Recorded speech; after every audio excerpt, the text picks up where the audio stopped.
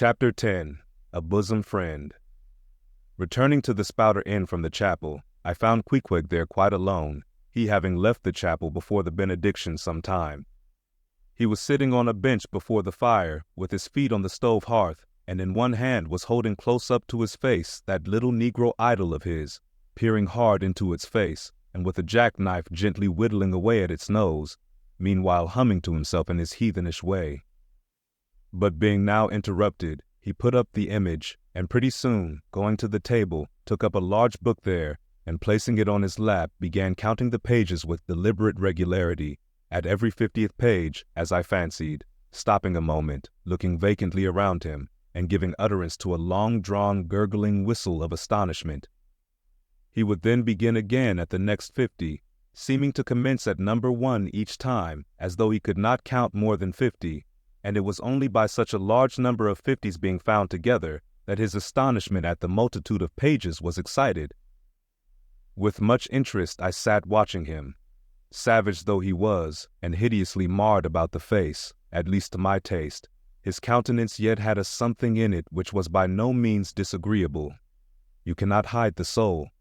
Through all his unearthly tattooings, I thought I saw the traces of a simple, honest heart, and in his large, deep eyes, fiery black and bold, there seemed tokens of a spirit that would dare 1,000 devils. And besides all this, there was a certain lofty bearing about the pagan, which even his uncouthness could not altogether maim. He looked like a man who had never cringed and never had had a creditor.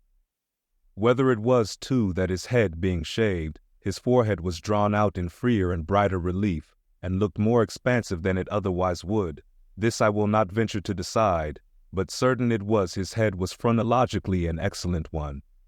It may seem ridiculous, but it reminded me of General Washington's head, as seen in the popular busts of him. It had the same long, regularly graded, retreating slope from above the brows, which were likewise very projecting, like 2 long promontories thickly wooded on top.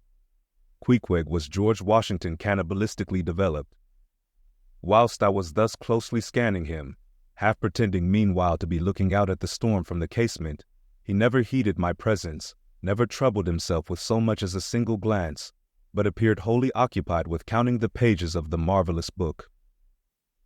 Considering how sociably we had been sleeping together the night previous, and especially considering the affectionate arm I had found thrown over me upon waking in the morning, I thought this indifference of his very strange.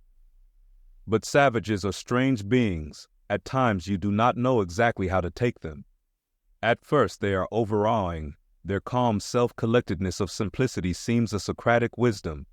I had noticed also that Queequeg never consorted at all, or but very little, with the other seamen in the inn. He made no advances whatever, appeared to have no desire to enlarge the circle of his acquaintances. All this struck me as mighty singular, yet, upon second thoughts, there was something almost sublime in it. Here was a man some 20,000 miles from home, by the way of Cape Horn, that is, which was the only way he could get there, thrown among people as strange to him as though he were in the planet Jupiter, and yet he seemed entirely at his ease, preserving the utmost serenity, content with his own companionship, always equal to himself. Surely this was a touch of fine philosophy, though no doubt he had never heard there was such a thing as that. But, perhaps, to be true philosophers, we mortals should not be conscious of so living or so striving. So soon as I hear that such or such a man gives himself out for a philosopher, I conclude that, like the dyspeptic old woman, he must have broken his digester.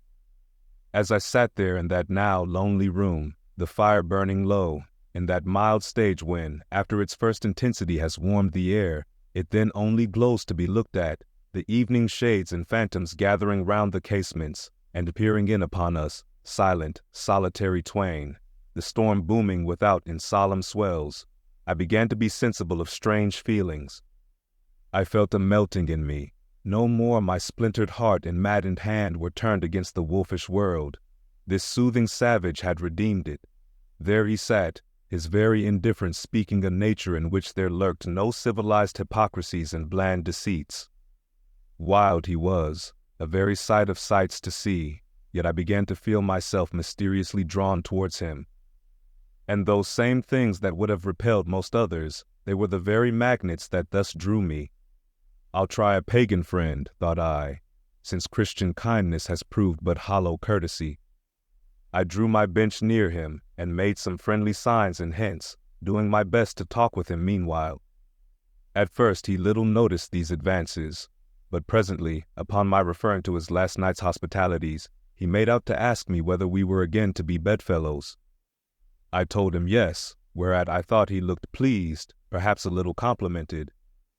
We then turned over the book together, and I endeavored to explain to him the purpose of the printing and the meaning of the few pictures that were in it.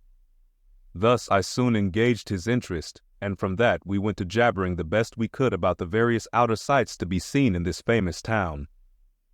Soon I proposed a social smoke, and, producing his pouch and tomahawk, he quietly offered me a puff. And then we sat exchanging puffs from that wild pipe of his, and keeping it regularly passing between us. If there yet lurked any ice of indifference towards me in the pagan's breast, this pleasant, genial smoke we had soon thawed it out and left us cronies. He seemed to take to me quite as naturally and unbiddenly as I to him, and when our smoke was over, he pressed his forehead against mine, clasped me round the waist, and said that henceforth we were married, meaning, in his country's phrase, that we were bosom friends. He would gladly die for me, if need should be.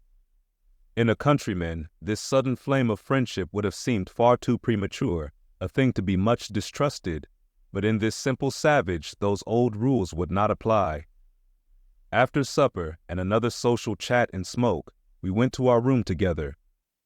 He made me a present of his embalmed head, took out his enormous tobacco wallet, and groping under the tobacco, drew out some $30 in silver, then spreading them on the table and mechanically dividing them into 2 equal portions, pushed one of them towards me, and said it was mine. I was going to remonstrate, but he silenced me by pouring them into my trousers pockets. I let them stay. He then went about his evening prayers, took out his idol, and removed the paper fireboard. By certain signs and symptoms, I thought he seemed anxious for me to join him, but well knowing what was to follow, I deliberated a moment whether, in case he invited me, I would comply or otherwise. I was a good Christian, born and bred in the bosom of the infallible Presbyterian Church. How then could I unite with this wild idolater in worshipping his piece of wood? But what is worship, thought I? Do you suppose now, Ishmael, that the magnanimous God of heaven and earth, pagans and all included, can possibly be jealous of an insignificant bit of black wood? Impossible. But what is worship? To do the will of God, that is worship. And what is the will of God? To do to my fellow man what I would have my fellow man to do to me, that is the will of God. Now, Queequeg is my fellow man. And what do I wish that this Queequeg would do to me? Why, unite with me in my particular Presbyterian form of worship. Consequently, I must then unite with him in his, ergo, I must turn idolater.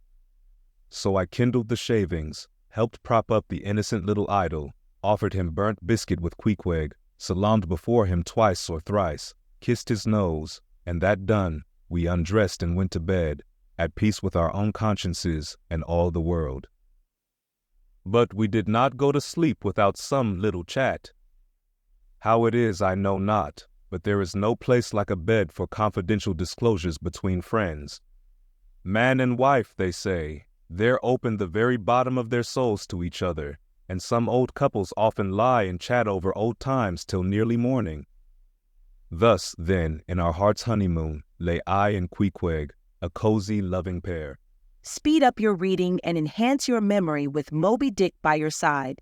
Choose the tactile joy of a physical book or the convenience of Kindle and discover a deeper way to dive into this classic. Pairing the audiobook with the text takes your understanding and retention to the next level. Ready to transform your literary experience? Check the link in the description and pick the perfect format for you. With EchoTales Audiobooks, Moby Dick awaits. Dive deeper, read faster, remember more. Get your book now.